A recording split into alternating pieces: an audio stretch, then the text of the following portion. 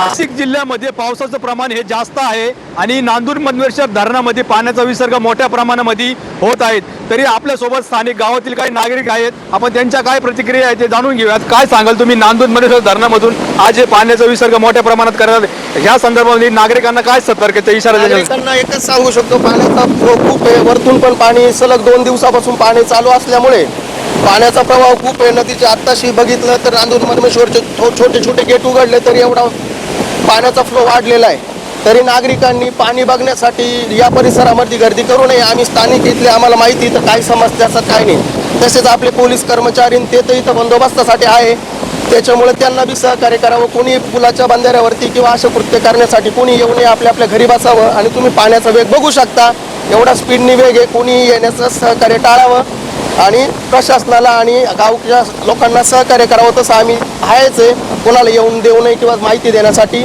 पण होता येईल तेवढं टाळायचं। होता येईल तेवढं टाळायला पाहिजे आणि नदी काठच्या लोकांना देखील प्रशासनाने सतर्कतेचा इशारा दिलेला आहे। कॅमेरामन स्वप्नील सह रवींद्र जाधव, LS मराठी, नांदूर मधमेश्वर।